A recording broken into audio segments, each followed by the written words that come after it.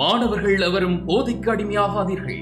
அடிமையானவர்கள் மீண்டதாக சரித்திரமில்லை. எனவே உங்களையும் சமூகத்தையும் பாதுகாத்துக் கொள்ளுங்கள். உங்கள் நலன் கருதி கல்வி டிவி. கல்வி தொலைக்காட்சியில் நடந்து கொண்டிருக்கின்ற மாணவ செல்வங்களுக்கு வணக்கங்கள். மீண்டும் கல்வி தொலைக்காட்சியினூடாக உங்களை சந்திப்பதில் பெருமகிழ்ச்சி அடைகின்றோம். நாம் இன்றைய வகுப்பிலே பார்க்க இருப்பது தரம் 5 மாணவர்களுக்கான அடிப்படை நுண்ணறிவு வினாக்கள் தொடர்பான விடயங்களை இங்கே பார்க்க இருக்கின்றோம். குறித்த பயிற்சி வினாக்களை உங்களுக்கு வழங்குவதற்காக இங்கே நாங்கள் முன்வைக்கின்றோம். எனவே தரம் 5 மாணவர்களும் தரம் 4 மாணவர்களும் இதில் இணைந்து கொள்ளலாம். தரம் 4, 5 மாணவர்களுக்கு இது பொருந்தக்கூடிய வகையில் இந்த வினாக்கள் தெரிவு செய்யப்பட்டுள்ளன. எனவே மாணவர்கள் தொடர்ந்து கல்வி தொலைக்காட்சியில் இணைந்திருங்கள். இவ்வாறான வினாக்களை நீங்கள் விளங்கிக் கொண்டு வருகின்ற வினாத்தாளிலே வரும் வினாக்களை நீங்கள் இலகுவாக செய்யக்கூடிய வகையிலே அமையும் பிள்ளைகளே. எனவே தொடர்ந்து கல்வி தொலைக்காட்சியினர் இணைந்திருங்கள். நாங்கள் வினாக்களுக்கு செல்வோம் பிள்ளைகள். 1ஆம் 2ஆம் வினாக்களில் தரப்பட்டுள்ள ஆங்கில எழுத்துக்கள் எழுதப்பட்டுள்ள விதத்தினை நன்கு அவதானித்து வெற்றி கூட்டுக்கு பொருத்தமான எழுத்தை தெரிவு செய். எழுத்தை கொண்ட விடையினை தெரிக இருக்குது. என்ன செய்யலாம் பிள்ளைகளே? அப்ப இங்க எழுத்தின் ஒழுங்கு அவதானிச்சு வெற்றி கூட்டுக்கு என்ன விட வரும் என்றான் கேள்வி. எழுத்துக்களை அவதானிச்சு நீங்கள் அந்த மாதிரி செய்ய வேண்டும். என்ன செய்யலாம்? சரி பிள்ளைகளை பாருங்கள். இங்கே பாருங்கள், ஏ இருக்குது. அப்ப ஏ சி வருது. அடுத்தடுத்து பி வரையிலே, பி வரையில சி. அதே போல பாருங்கள், சியிலிருந்து சி டி வராமல் இ வரும். அதே போல அங்கால பாருங்கள், ஈ வராமல் என்ன வரணும்?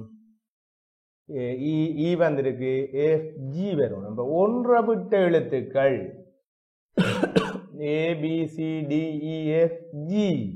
அப்ப ஒரு எழுத்து விட்டு ஒரு எழுத்தே வருது. அப்ப இங்க ஜி வரணும். அடுத்ததுல பார்ப்போம் பிள்ளைகளே.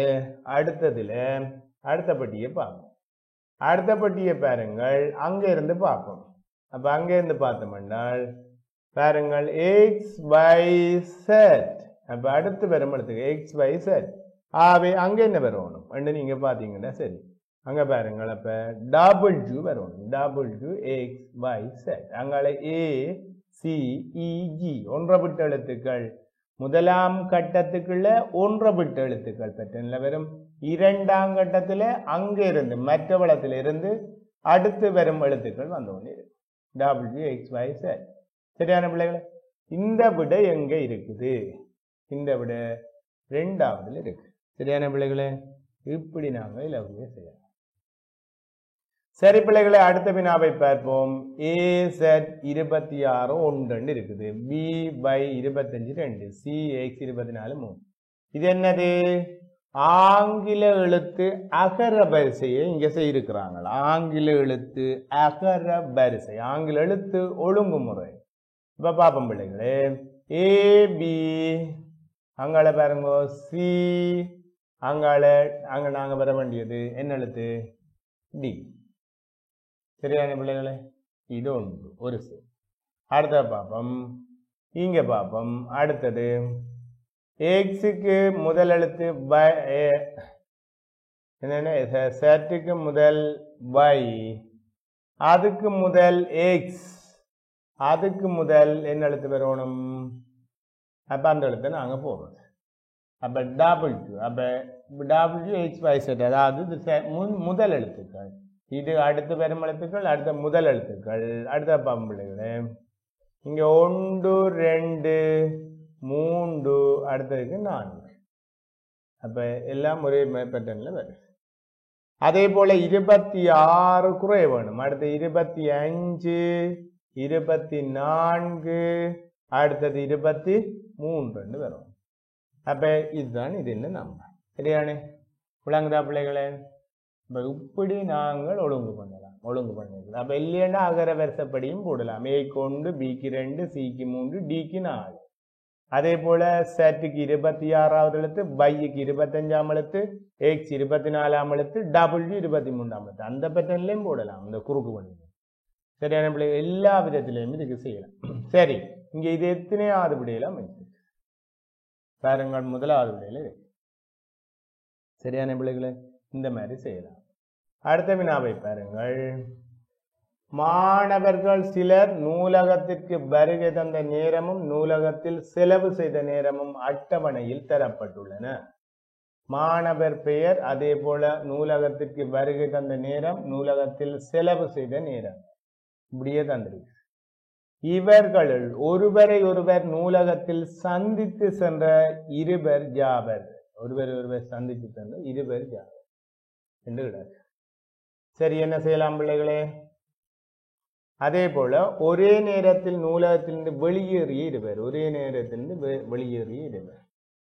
சரி, நூலகத்திற்கு வருகை தந்த நேரம் இருக்கு, செலவு செய்த நேரம் இருக்குது. ஆகவே பிள்ளைகளை நாங்கள் போடணும் அவர் வெளியேறிய நேரங்களை போடணும். அப்ப சென்றடைந்த நேரம் போடணும். இப்ப சென்றடைந்த நேரம் இந்த இப்படி போடலாம்.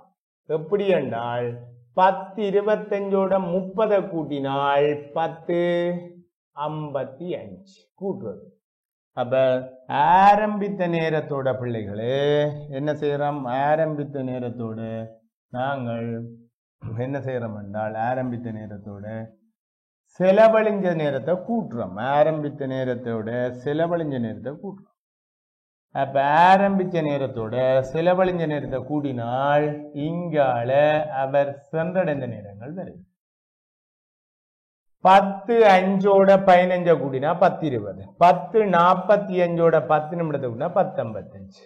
இப்ப பாப்போம், இவர்களில் ஒருவரை ஒருவர் நூலகத்தில் சந்தித்து சென்ற இருவர், ஒருவரை ஒருவர் நூலகத்தை சந்தித்து சென்றிருப்பாங்க. அஜயும் சுனிலும் பார்ப்போம். அஜய் இங்க 10 25க்கு வந்திருக்கிறார், 10 55க்கு போயிருக்கிறார். அப்ப அதே போல சுனில பார்ப்போம். 10 45க்கு வந்திருக்கிறார், 10 55க்கு போயிருக்கிறார். அப்ப ரெண்டு பேரும் ஏதோ ஒரு இடத்துல சந்திச்சிருப்பாங்க. ஏனென்றா இவர் 10 55 மட்டும் அஜய் இருந்திருக்கிறார், சுனில் 10 55 வரை இருந்திருக்கார். அப்ப இடையில இவர் சந்திச்சிருக்கலாம். சுனிலும் விஜயும் போட்டுருக்கு. ரெண்டாவது பார்ப்போம். சுனில் 10 45க்கு வந்து 10 55க்கு போயிருக்கிறார். விஜய் 10 5க்கு வந்து 10 20க்கு போட்டு, அவர் 10 20க்கு போனா பிறகுதான் 10 20க்கு போனா பிறகுதான் யார் வந்தவர்? இவர் வந்தவர் 10 45க்கு வந்தது. அப்ப இது வருமா? வராது. இவர் சந்திச்சிருக்க மாட்டார். இவர் போன அப்புறம் தான் இவர் வந்தவர், அதனால சந்திச்சிருக்க மாட்டார். மூன்றாவது அஜய் விஜய். அப்ப அஜய் 10 25க்கு தான் வந்தவர், ஆனா விஜய் 10 20க்கு போயிட்டார். அப்ப இவர் சந்திச்சிருப்பாரா? இவரும் சந்திச்சிருக்க மாட்டார். ஆகவே இருவரும் சந்திக்கக்கூடியார்கள் அஜயும் சுனிலும். ஒரே நேரத்தில் நூலகத்திலிருந்து வெளியேறியவர்கள். அப்ப இவரை பாருங்கள், இவர் அஜயும் அதே போல சுனிலையும் பாருங்கள்.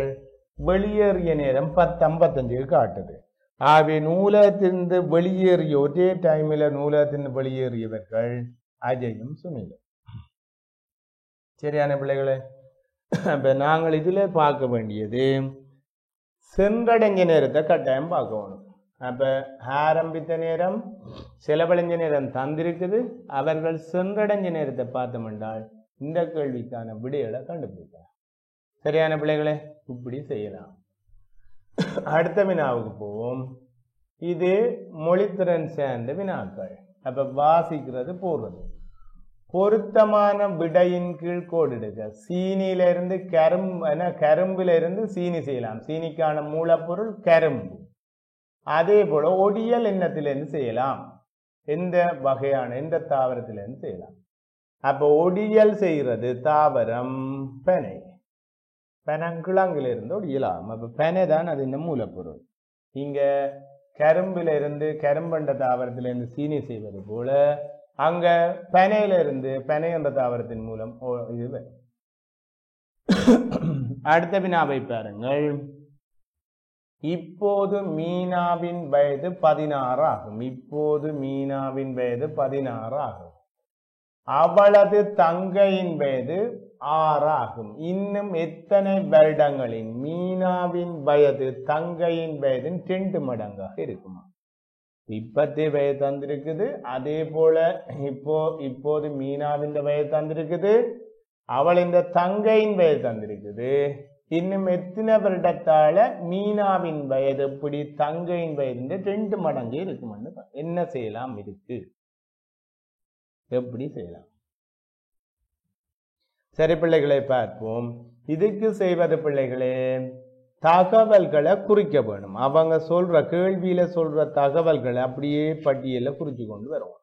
குறிச்சு கொண்டு வரைக்குள்ள கடைசியில அந்த குறிச்சு போட்டு கோவையை செய்து விட்டா வெறும் ஒரு கோவை உண்டு, அந்த கோவையை செய்து விட்டால் விட வரும். சரி செய்வோமா பிள்ளைகளே? சரி பாருங்கள், இங்கே மீனாவின் வயது மீனாண்டு போடுவோம். இதுல மீனா, இது மீனா, இது தங்கை. இது மீனா, இது தங்கை. சரி, மீனாண்ட தற்போதைய வயது போட போறோம். இதுல மீனாண்ட தற்போதைய வயது, அதே போல தங்கையின் தற்போதைய வயது இதுல போறோம். சரி, மீனாவின் தற்போதைய வயது 16 சொல்லியிருக்கு, அதனால இதுல 16 போறோம். தங்கையின் தற்போதைய வயது 6 சொல்லியிருக்கு, 6 போறோம். இன்னும் எத்தனை வருடங்களில் எத்தனைய கூட்டினால் வார விடை, எத்தனை வருடத்தை கூட்டினால் வார விடை தங்கையின் 2 மடங்காக இருக்குமா? இந்த தங்கைன்ற 2 மடங்கு இருக்கும். அப்ப தங்கைன்ற 2 மடங்கு இருக்கும். தங்கையில இருந்து தர 2 மடங்கால பெருக்கினபடியே வாண்டு இருக்கு. அப்போ ஒவ்வொரு விடையாக போட்டு எத்தனை வருடங்களோ அத்தனை ஒவ்வொன்றாக போட்டு கூட்டினா உங்களுக்கு தெரியும். குடிப்பாமா பிள்ளைகளே? முதலாவது 5 போடுவோம். சரி, முதலாவது விடையில உள்ள 5 போடுவோம். சரி வருது கொண்டு பார்ப்போம். 5 போட்டால் 16 5 எத்தனை பிள்ளைகளே? 21. இங்க பார்ப்போம், 5 மாறும் 11. அப்ப 11 2 மடங்கு 21 இருக்கா? மீனாண்ட வயது 21 இருக்குதா? 5 போட்டா சரி வருதா? இல்ல, 5 போட்டா பிழைக்குது. அப்ப 5 பிழைக்குது என்றால் நாங்கள் அடுத்த விடைக்கு போவோம். அப்ப 5 பிழைக்கு அடுத்த விடைக்கு போவோம். அடுத்த விடை 3 வருடங்கள் என்று இருக்கு. அப்ப அந்த விடைக்கு போவோம். 3 வருடங்கள் என்றா இங்கேயும் 3 போடுவோம், இங்கேயும் 3 போடுவோம். 6 3 9, 16 3 19. அப்ப இங்க 9 19 2 மடங்குல இருக்குதா? அதுவும் இல்லை. 2 மடங்குல அதுவும் இல்லை. அப்ப என்ன செய்வோம் பிள்ளைகளே? அடுத்த விடைக்கு போவோம். சரி, அடுத்த விடைக்கு போவோம். அடுத்த விடையில 3வது விடையில சொல்லியிருக்கு 4 வருடம். அப்ப இங்க 4 போடுவது, இங்க 4 போடுவது. 4 வருடங்களின் பின்னர் தங்கையின் வயது 10 இருக்கும், மீனாவின் வயது 20 இருக்கு. அப்ப 2 20, 10 2 மடங்குல 20 வருது. ஆகவே கரெக்டான விடை இது 3வது. சரியான பிள்ளைகளே? அப்ப 3வது 4 வருடங்கள் என்பது 2 பேர்த்த வயதுக்கும் போட்டு நாங்க என்ன செய்யறோம்? 2 பேர்த்த தற்போதைய வயதையும் அங்க தரப்பட்ட விடைகள் ஒவ்வொன்றாக கூட்டிக் கொண்டு வர விட சரி. இப்படித்தான் இந்த மாதிரி கணக்குல இலகுவே செய்யலாம். சரியான பிள்ளைகளே? அடுத்த 7வது கணக்கு பாருங்கள். எனது தற்போதைய வயது 18 ஆகும். தம்பியின் வயது எனது வயதின் அரைவாசியாகும். இன்னும் 2 வருடங்களில் தம்பியின் வயது என்ன செய்வோம்? பட்டியல் ஒன்று போடுவோம். அப்ப இங்க எனது தற்போதைய வயது இங்க நான் என்று அடிப்போம். அடுத்தது இங்க தம்பி என்று போடுவோம். தம்பி. சரி, இப்ப எனக்குரிய வயதை இதுல போடுறேன், தம்பிக்குரிய வயதை இங்க போடுறேன். சரி, இனி பாப்பம். எனது தற்போதைய வயது 18, இங்க 18 அடிப்பேன். தம்பியின் வயது எனது வயதின் அரைவாசி. அப்ப இப்படி போட்டு அரைவாசி, தம்பிக்கு அரைவாசி. அம்புக்குரிய தம்பி நோக்கி காட்டு. எனது வயதிலிருந்து தம்பி காட்டியிருக்கேன், அதனால 9 வரும் தம்பி. இன்னும் 2 வருடங்களில் தம்பியின் வயது யாது? அப்ப 2 கூட்டி விட்டா இன்னும் 2 எத்தனை வரும்? 9 2 11. ஆவே விடை 11. எத்தனையாவது விடை? முதலாவது விடை. சரியான? இப்படி நாங்க செய்யலாம். சரியானே அடுத்த பார்ப்போம். அப்ப நாங்கள் இதுல தகவலை குறிச்சோம்டா, தகவலை சரியே குறிச்சோம்டா விடிய எடுத்துடலாம். இங்க தகவல் சொல்லப்பட்ட தகவலை இந்த மாதிரி குறியுங்கோ, பிழை வராது. சரியான பிள்ளைகளே? அடுத்த பார்ப்போம். அப்ப தகவலை நாங்கள் இந்த மாதிரி குறிச்சோம்டா எங்களுக்கு இந்த மாதிரி குறிச்சோம்டா விட துல்லியமே வேணும். சரி பிள்ளைகளை, அடுத்த 8வது வினாவை பார்ப்போம்.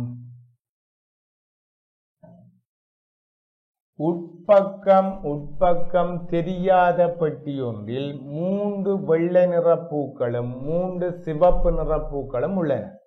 பூக்களை பார்க்காமல் ஒரு சிவப்பு நிற பூவை நிச்சயமாக பெறுவதற்கு பெட்டியில் இருந்து வெளியே எடுக்கப்பட வேண்டிய பூக்களின் குறைந்தபட்ச எண்ணிக்கை.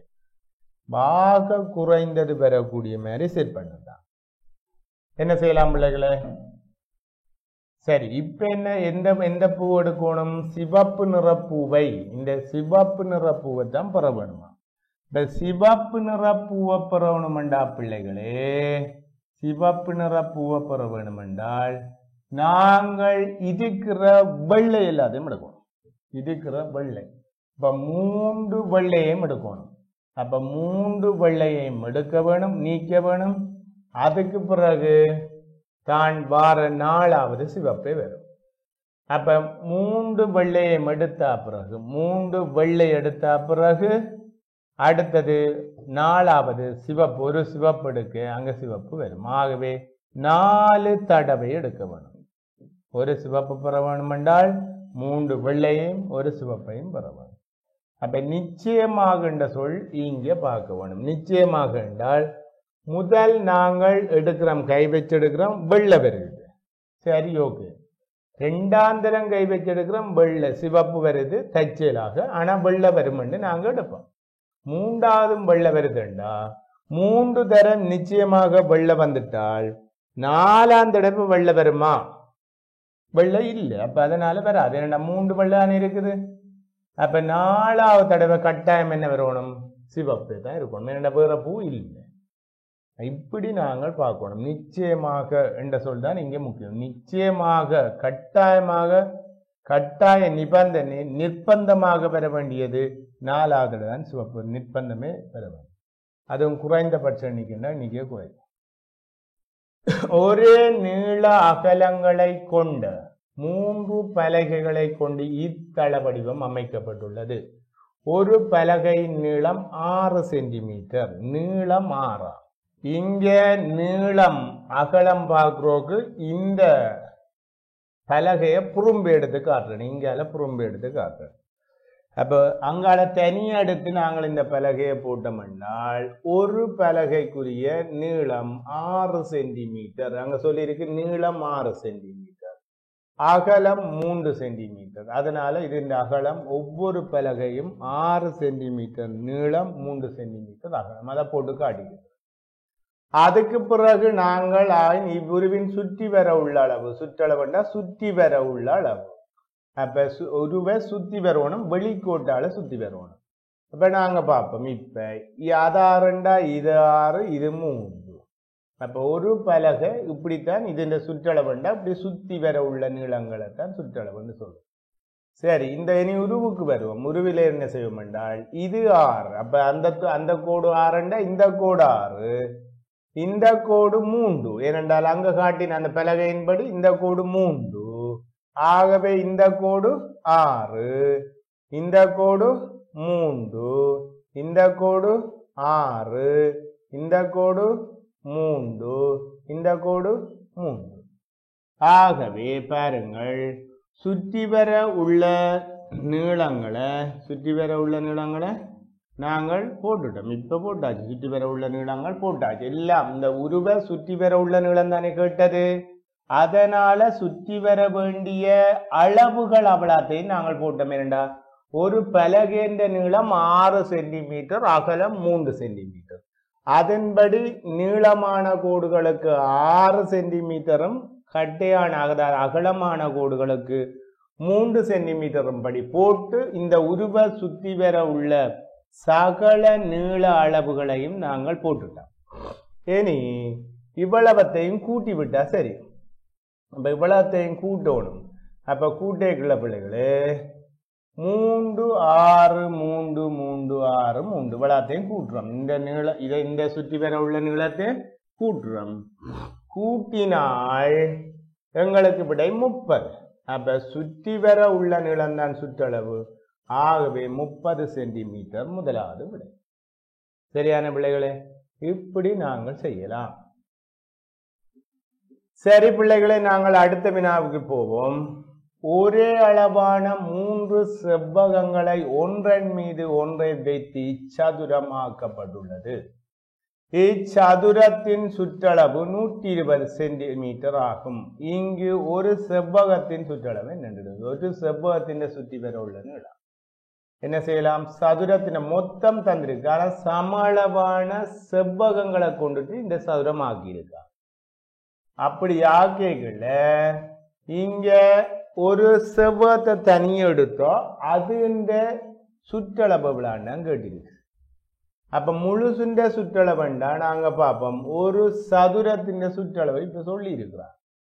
அப்ப இங்கால இந்த சதுரத்தை எடுத்து பார்த்து, இப்ப இந்த சதுரத்தை இங்கால எடுத்து வெளியில எடுப்போம். எடுத்தோம் என்றால் இதுக்கு எவ்வளவு வருது? மேல் பகுதி நீளங்கள் ஒவ்வொரு நீளத்தையும் நாங்கள் போடலாம். 120 4ஆல பிரிச்சா ஒவ்வொன்றின் நீளம் வரும். ஏன்னா சதுரத்துக்கு எல்லா பக்கமும் சமன். அதனால மொத்தம் சதுரத்தின் சுற்றி வர உள்ள அளவு 120 சென்டிமீட்டர் என்று சொன்னது. அப்ப 120 சென்டிமீட்டர் சதுரத்தின் சுற்றளவு என்று சொல்லப்பட்டது. அப்ப ஒரு சதுரத்துக்கு 4 பக்கமும் சமன். அப்ப 4 பக்கமும் சமனண்டா பிள்ளைகளே, மொத்த சுற்றி வர உள்ள நீளம் 120 என்றால் 4 பக்கத்துக்கும் பிரித்து போட வேண்டும், பிரிச்சு போடும். அப்ப 120 4ஆல பிரிச்சா ஒரு பக்கத்துக்கு 30 சென்டிமீட்டர் வரும். ஒரு பக்கம் 30 சென்டிமீட்டர் என்றா பிள்ளைகளே, ஒரு செவ்வகத்தின் நீளம் 30 சென்டிமீட்டர். ஏனென்றால் அது இங்கே இருக்கு 30 சென்டிமீட்டர். ஒரு செவ்வகத்தின் நீளம் 30 சென்டிமீட்டர் என்றால் இந்த பக்கம் 10 சென்டிமீட்டர், அகல பக்கம் 10 என்று விடும். ஆகவே ஒரு செவ்வகத்தின் தனி சுற்றளவு கேட்டால் நாங்கள் இப்ப இலகுவாக காணலாம். அப்ப நீளங்கள் 30 விழ போகுது. நீளம் 30 சென்டிமீட்டர், அகலம் 10 சென்டிமீட்டர், அடுத்த நீளம் 30 சென்டிமீட்டர், அகலம் 10 சென்டிமீட்டர். ஆகவே இது இந்த சுற்றளவு சுற்றி வர உள்ள நீளத்தை கூட்டிவிட்டால் 30 10 30 10 4ஐயும் கூட்டிவிட்டால் விடை 80 சென்டிமீட்டர். மூன்றாவது விடை. சரியா பிள்ளைகளே? அப்ப சதுரம் முழு சதுரத்தின் சுற்றி வர உள்ள அளவு எடுத்து சதுரத்தின் நீள அகலங்கள், அதாவது எல்லா பக்கங்களுடைய நீளத்தை போட்டு நாங்கள் அதிலிருந்து செவ்வகத்தின் நீள அகலங்களை கண்டு அது இந்த சுற்றளவை கண்டுபிடிக்கும். சரியான பிள்ளைகளை? இப்பங்களில் லீப் வருடங்களை சுற்றி வட்டம் இடுக. லீப் வருடம் என்றால் என்ன செய்யலாம்? லீப் வருடம் என்பது சுற்றி சாதாரண வருடங்களை சுற்றி கட்டமிடலாம். அப்ப லீப் வருடம் என்றால் 4 வருடங்களுக்கு ஒரு முறை ஒரு நாள் கூடும், அதுதான் லீப் வருடம். இப்ப சுற்றாடல் பாடத்தில் நிலவமானம் என்ற பாடத்துல பார்ப்பீங்க. அப்ப 4 வருடத்துக்கு ஒரு வருடம் ஒருக்கா கூடும். அப்ப இப்ப ஒவ்வொரு 4ஆவது வருடமும் ஒரு நாள் கூட வரும். 366 நாளே வரும். 366 நாள். மற்ற வருடங்கள்ல 365 நாள் வரும். ஆகவே இதற்கான்ரோக்கு எந்த ஒரு ஆண்டையும் 4ஆல பிரிச்சா வரும் விட. அப்ப 4ஆல பிரிச்சா மீதி வராட்டில் அது மீதி 0வை வந்தா அது லீப் வருடம். 4ஆல வகுக்கும் போது மீதி வந்தால் சாதாரண வருடம். அப்ப இப்படி பார்க்கலாம். இதுக்கு இன்னும் சுருக்கமே பார்க்க போனால் இறுதி 2 இலக்கம், இறுதி 2 இலக்கத்தையும் நாங்கள் என்ன செய்யறோம் என்றால் இறுதி 2 இலக்கத்தையும் வகுத்தாலே காணும். இந்த இறுதி 2 இலக்கம் 4ஆம் வாய்ப்பாட்டில் ஆப்பிட்டால் இது ஆப்பிடுது. 4 5 20. அப்ப இது லீப் வருடம். இது 1 4 2 8 இது லீப் வருடம். இது நான் உண்டு 4 நான் 8 32 லீப்பரிடம். இது நவி 2 8 நன்னாங்கு பயன். அப்ப இறுதி 2 இலக்கத்தை வச்சுக்கொண்டும் கண்டுபிடிக்கலாம். அப்ப லீப் வருடங்களை சுற்றி வட்டமிடட்டாம், மற்றதுக்கு கட்டமிடட்டாம். கட்டமிட இப்படி இது கட்டம். இது சாதாரண வருடம் ஏனென்றால் பவுக்கேலாது. இப்ப இதை பவுத்தா மீதி வரும், அதனால சாதாரண வருடம். இது லீப் வருடம், இதை பவுத்தா மீதி வராது. அப்ப இதை பார்ப்போம். இது மீதி வராது, மீதி வராட்டி லீப் வருடம். 38 1948 48 4ஆல வகுத்தா 0 வரும், அதனால அது லீப் வருடம். அடுத்த பார்ப்போம். அடுத்தது 1972 72 4ஆல வகுக்கலாம். ஏனென்றால் 1 4 3 மிச்சம் 8 32, அதனால அது லீப் வருடம். அடுத்த பார்ப்போம். இது சாதாரண வருடம். ஏனென்றா 15 இருக்குத்தானே, 15 பிள்ளைகளே. இதுல ஏற்கனவே போட்டது போல 15. இங்க 83 வகுத்து பார்த்தினாங்க, 20 வகுத்து பார்த்தினாங்க, 48 வகுத்து பார்த்தினாங்க, 72 கடைசி 2 இலக்கத்து 15 4ஆம் பயப்பாட்டுக்குள்ள வகுப்படாது. இது வகுப்படாது. வகுப்படாட்டில் அது சாதாரண வருடம், அதனால கட்டமிட்டு இருக்கிறேன். அடுத்தது வட்டம் விட்டு இருக்கேன்டா 16 4ஆல வகுப்படும், அதனால வட்டம் அது லீப் வருடம்.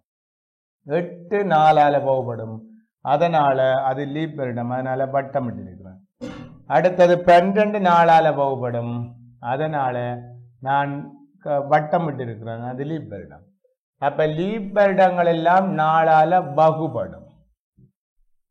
சாதாரண வருடம் எல்லாம் 4ஆல வகுப்படாது. விளங்குதா பிள்ளைகளே? இதுதான் இந்த கன்செப்ட். நீங்க எப்படி எடுத்தீங்கன்னா சரி. சரி பிள்ளைகளை, அடுத்த வினாவை பார்ப்போம். பின்வரும் ஆண்டுகள் எந்த நூற்றாண்டில் எந்த தசாப்தத்தில் இடம்பெறும் என அட்டவணையில் நிரப்பு. அப்ப போடுமா, இதோட அட்டவணை. சரி பார்ப்போம். என்ன செய்யலாம் பிள்ளைகளே?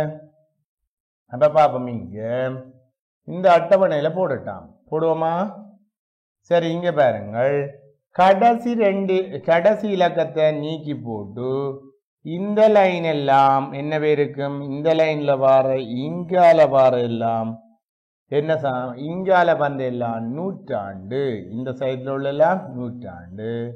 இந்த கடைசி இலக்கத்தை வெட்டி போட்டு மிச்சமே கிடக்கிற லைன் எல்லாம் என்ன இருக்கும்? தசாப்த லைன். அப்ப தசாப்த லைன், இந்த தசாப்த லைனுக்கு கடைசியில 0 இல்லாட்டில் ஒண்ட கூட்டி விட்டா தசாப்தம் வரும். கடைசியில 0 இருந்தா கூட்டக்கூடாது. அப்ப இதுக்கு ஒண்ட கூட்டுறது 8ஓட ஒண்ட கூட்டுறது 9ஓட ஒண்ட கூட்டுறது. அப்ப 19ஓட ஒண்ட கூட்டுறது எல்லாம் ஒண்ட கூட்டுறதா ஒண்ட கூட்டுறது. 19ஓட ஒண்ட கூட்டினா 20, 8ஓட ஒண்ட கூட்டினா 9. அப்ப 20ஆம் நூற்றாண்டு 9. இங்கேயும் அதே போல ஒண்ட கூட்டுறது. இங்க ஒண்ட கூட்டக்கூடாது. ஏன் ஒண்ட கூட்டக்கூடாது? கடைசியில 20 வந்தால் 0 வந்தால் தசாப்தத்தில் ஒண்ட கூட்டி பயன் இல்லை. ஏனென்றால் 1 தொடக்கம் 10 வரையான ஆண்டுகள் முதலாம் தசாப்தம், 11 தொடக்கம் 20 வரையான ஆண்டுகள் 2ஆம் தசாப்தம். ஆகவே 20 இது நிற்கிறண்டா, இது 2ஆம் தசாப்தத்துக்குரியது, அதனால ஒண்ட கூட்டக்கூடாது. அதனால 21ஆம் நூற்றாண்டு 2ஆம் தசாப்தம். அதே போல அடுத்தது 19ஆம் நூற்றாண்டு. அடுத்த 19 இல்லை, ஒண்ட கூட்ட வேணும். அப்ப இதுல ஒண்ட கூட்ட வேணும். என்னடா 0 வந்தா கூட்ட தேவையில்லை, இல்லைன்றால் ஒண்ட கூட்டணும். அதனால 19 இதுல அதே போல வெள்ளன போட்ட போல ஒன்று கூட்ட வேணும். 19 ஒன்றும் 20, 4 ஒன்றும் 5. அடுத்த பாப்பம். அடுத்ததுக்கு ஒண்ட கூட்டணும். வேண்டா 0 வந்தா கூட்ட தேவையில்லை, நாங்கள் அப்படியே போட வேணும். இங்க 0 ஒன்றும் வரையில, அதனால 19 ஒன்றும் 20, 7 ஒன்றும் 8. அடுத்த பாப்பம். அடுத்த ஒண்ட கூட்டணும். வேண்டா 0 இல்லை. அப்ப கூட்டைக்குள்ள 17 ஒன்றும் 18, 9 ஒன்றும் 10. சரியானே? அடுத்தது இங்க ஒண்ட கூட்டணும், இங்கே ஒண்ட கூட்டணும். ஏன்னா 0 இல்லை. 18 ஒன்றும் 19, 1 ஒன்றும் 2.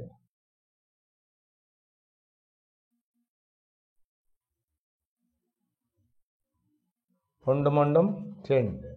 அதே போல் அடுத்த பார்ப்போம் 20ஓட ஒண்ட கூடினா 21, அங்க ஒன்றோட ஒண்ட கூடினா 2.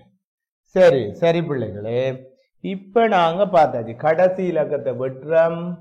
முதலாவது செட்டுக்குள்ள 19ஓட ஒண்ட கூட்டி 20ஆம் நூற்றாண்டு, 8ஓட ஒண்ட கூட்டி 9ஆம் தசாப்தம்.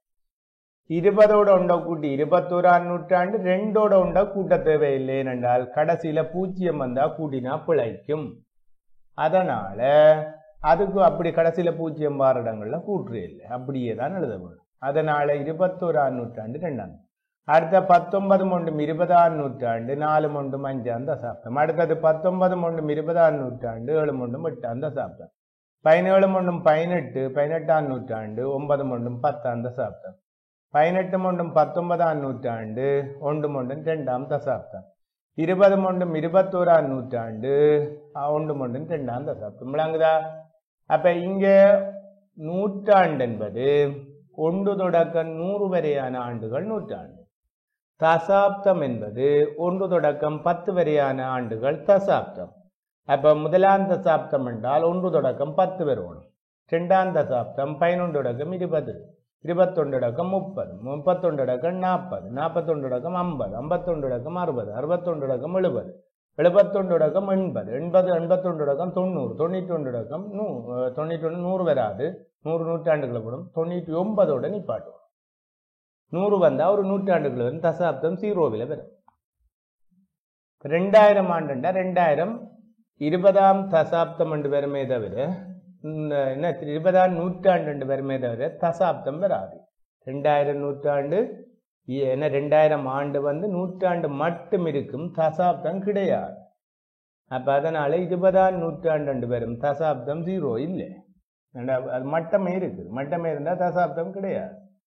சரியான பிள்ளைகளை, அதான் நாங்க அந்த கடைசியில சைபர் தொடர்ந்து வருமே இருந்தா கூற்று இல்லை, உண்ட கூட்டினா விட வரும்ன்றது வராது, பிள்ளையே வந்து. சரி பிள்ளைகளை, அடுத்தது 3வது வினா. 2021ஆம் ஆண்டு 17வது பிறந்த தினத்தை கொண்டாடும் சுமனின் பிறந்த ஆண்டை தருக. என்ன செய்யலாம் பிள்ளைகளே? அப்ப 2021ஆம் ஆண்டு 17வது பிறந்த தினத்தை கொண்டாடுறாருண்டா அந்த 17வது கொண்டாடப்பட்ட 17 ஆண்டையும் கழிச்சு அவர் பிறந்தது 2004 இப்படி கண்டுபிடி. இந்த 2021 17வது பிறந்த நாள் கொண்டாடுறாரு. அப்ப 17 வருடம் கழிஞ்சிட்டது. அந்த கழிஞ்ச 17 வருடத்தையும் நாங்க திருப்பி ரிவைஸ் பண்ணி கொண்டு வந்தா அப்படியே 2004 வரும் பிறந்தது. 10 மாணவர்கள் தீபாவளி தினத்தை முன்னிட்டு வாழ்த்து அட்டைகளை வாழ்த்து மடல்களை பரிமாறிக்கொண்டு அங்கு பரிமாறப்பட்ட வாழ்த்து மடல்கள் எண்ணிக்கை. அப்ப என்ன செய்யலாம் பிள்ளைகளே? 10 நாங்கள் முதலன் 9ஆல பெருக்கி வந்தவிட 90 வாழ்த்து மடல். அப்ப ஒவ்வொருவரும் 10 பேர் என்றால் 10 மாணவர் என்றா பிள்ளைகளே 1 2 3 4 5 6 7 8 9 10 பேர். ஒவ்வொருவரும் தங்களை தவிர மிச்சம் 9 பேருக்கும் வாழ்த்து மடல் கொடுத்திருப்பாங்க. தங்களை தவிர 9 பேருக்கு. அப்ப அதனாலதான் தங்களை தவிர 9 பேரும் கொடுத்துருவாங்க. அதனாலதான் 10 பேருக்கும் 9ஆல பெருக்கிறோம். ஏன் 9ஆல பெருக்கிறோம் விளங்குதானே? தங்களை தவிர மிச்சம் 9 பேருக்கும் அவங்க கொடுத்துருப்பாங்க. அதனால 10 9ஆல பெருக்கு. Right, okay. அடுத்த பாப்போம். 6 மாணவர்கள் ஒரு போட்டியின் முடிவில் எட்டியமைக்கா தம்முடைய கைகுலுக்கி கொண்டனர். அங்கு கைகுலுக்கப்பட்டு இடம் 6 பிள்ளைகளை பாருங்கள். 1 2 3 4 5 6. இவங்க என்ன வேணா முதலாவது கீழே உள்ள 4 பேருக்கும் கொடுப்பாங்க. என்ன 5 பேரும் கொடுக்கணும். இவர் கீழே உள்ள 5 பேரு கீழே உள்ள 4 பேரும் கொடுப்பார்.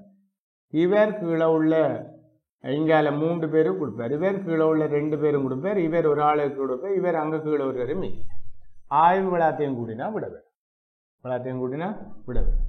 இப்படி செய்யலாம். இதைத்தான் சுருக்கமே செய்யறது. இப்படி செய்யலாம். சுருக்கமே செய்தால் 6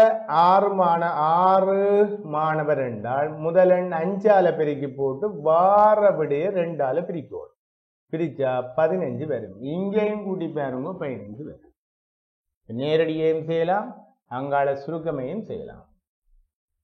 சரி பிள்ளைகளை, அடுத்த வினாவை பார்ப்போம். குமரன் காலையில் பாடசாலை செல்லும் போது அவனது நிழல் அவனுக்கு முன்னால் விழுந்தது. அவன் சென்ற திசையா? அப்போ ஒரு பக்கத்துல திசையை போடுவோம், காலை வேளையில் ஒரு பக்கம் திசையை போடுவோம். இந்த மாதிரி போட்டா வரும். இந்த பிள்ளைக்கு வடிவான முகம் என்றால் இங்க விட வரும். எப்படி வரப்போகுது? மேற்கு.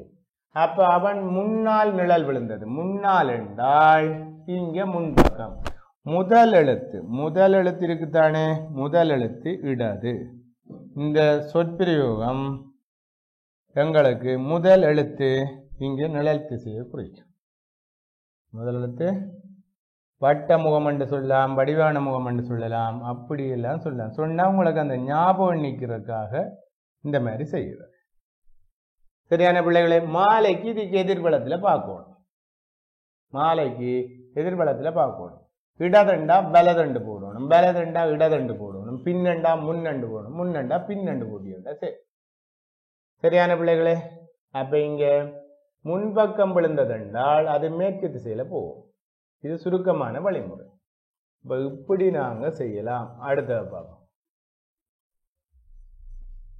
ஒரு பையினுள் 3 நீல நிற பந்துகளும் 2 கபில நிற பந்துகளும் ஒரு பச்சை நிற பந்துகளும், அவற்றில் பார்க்காமல் கட்டாயம் பச்சை நிற பந்து எடுக்க அதிகபட்சம் என்றால் எத்தனை பந்துகள் வெளியேறும்? பச்சை எடுக்கணும் என்றால் நாங்கள் ஒரு பச்சை நீளம் எடுக்கணும், 3 நீளம் எடுக்கணும், 2 கபிலம் எடுக்கணும். அடுத்த பச்சை எடுத்து விட்டோம்டா 6 பச்சை, 6வது தடவை பச்சை வரும், கட்டாயம் பச்சை வரும். ஒரு கார்ட்போர்ட் பட்டியினுள் 4 சிவப்பு நிற பந்துகளும் 4 மஞ்சள் நிற பந்து 4 நீல நிற பந்துகளும் என்ற பந்துகளை பார்க்காமல் எடுக்கும் போது பந்து கட்டாயம் சிவப்பு நிறம் என்றால் மற்ற ஏனைய நிறங்களை எடுக்க வேண்டும். ஏனைய நிறங்களை எடுத்து ஒரு சிவப்பு எடுத்து விட்டோம் என்றால் அது 9வது தடவையில வரும். அப்ப ஏனைய நிறங்களை எடுக்கணும். புள்ளி எடுத்தோம்னா கடைசியே எடுக்கிறது சிவப்பே இருக்கும். அப்படி பார்த்தோம்னா சரி. ஒரு குழிக்குள் 3 வெள்ளை முயல்களும் 2 கருப்பு முயல்களும் 4 சாம்பல் முயலும் பதுங்கின. அவற்றை குழியை விட்டு ஒவ்வொன்றாக வெளியேறும் போது வெளியே முயல் கட்டாயம் ஒரு கருப்பு முயலாக இருக்க எத்தனை முயல்களை, அப்ப கருப்பா எடுக்கணும் என்றால் எத்தனை முயல்களை வெளியிருக்கும்? 3 வெள்ளையையும் 4 சாம்பலையும் எடுத்து விட்டா அடுத்த கருப்பு வரும். 7 எடுத்து விட்டா சரியே வரும். சரியான பிள்ளைகளே, இப்படி செய்யலாம். இப்ப 7 முயலை எடுத்து விட்டா 3 வெள்ளை எடுக்கணும். அதே போல கிடக்கிற கருப்பையும் எடுத்து விட்டா அடுத்தது சாம்பல் தான் வரும். அப்ப சாம்பல் நிறத்தை பெறணும்டா 3 வெள்ளையும் 4 சாம்பலையும் சாம்பல் கருப்பை எடுக்கணும்டா 3 வெள்ளையும் கருப்பு 2 கருப்பு தானே இருக்குது. அப்ப 3 வெள்ளையையும் 4 சாம்பலையும் தூக்கி விட்டா மிச்சமே கிடக்கிற கருப்பு. அப்ப வெள்ளையையும் சாம்பலையும் எடுத்தா போதும். பானை ஒன்றுக்கு சிவப்பு நிற மார்பிள்கள் 5, கருப்பு நிற மார்பிள்கள் 3, பச்சை நிற மார்பிள் 4 இருந்தன. பானைகள் பார்க்காமல் கட்டாயம் ஒரு கருப்பு மார்பிளை அது எடுக்க அதிகபட்சமாக எத்தனை எடுக்கலாம்? அப்ப அதிகபட்சம் என்றால் நாங்கள் முதல்ல என்ன வேணும்? 5 சிவப்பு எடுக்கணும். 5 சிவப்பு எடுத்து போட்டு 4 பச்சையம் எடுக்கணும். எடுத்தால் கட்டாயம் கருப்பு வரணும் என்றால் அடுத்தது கருப்பு. அப்ப இங்க 10. அப்ப 10 சரியான. ஆகவே இங்க 10 தடவை வெளியில் எடுக்கணும். ஏனென்றால் இங்க சிவப்பு நிற மார்பிள்கள் ஒன்றுக்கு சிவப்பு நிற மார்பிள் 5, 5 எடுக்கணும். சிவப்பு 5 எடுத்து போட்டு அடுத்தது இங்கால பச்சை நிற மார்பிள்கள் 4 எடுத்தால் 4 5 3. அடுத்த கருப்பு மார்பிளை பெற ஒரு கருப்பு மாவுளை பெறணும். அடுத்த கருப்புல எடுக்கலாம் 10வது. இதுதான் சரியான பிள்ளைகளே. அப்ப இப்படி நாங்கள் இந்த மாதிரி வினாக்களை இப்படி செய்யலாம். போட்டு செய்வீங்கன்னா உங்களுக்கு செய்யலாம். எனவே தரம் 4, 5 மாணவர்கள் இந்த மாதிரியான வினாக்களை நீங்கள் விளங்கி கொண்டு எதிர்வரும் பரீட்சையிலே அல்லது வினாத்தாளிலே பாடசாலை வைக்கும் வினாத்தாளிலே இலகுவாக நீங்கள் செய்யக்கூடிய அமையும் பிள்ளைகளை. எனவே தொடர்ந்து கல்வி தொலைக்காட்சியில் இணைந்திருங்கள். அடுத்த பெரும் வகுப்புகளிலே தொடர்ச்சியான வினாக்களை பார்க்கும் பிள்ளைகளை. நன்றி, வணக்கம். கல்வி டிவியில் புத்தம்புது நிகழ்ச்சிகளை உடனுக்குடன் பார்த்து மகிழ எமது Facebook மற்றும் YouTube பக்கத்தை லைக் செய்யுங்கள்.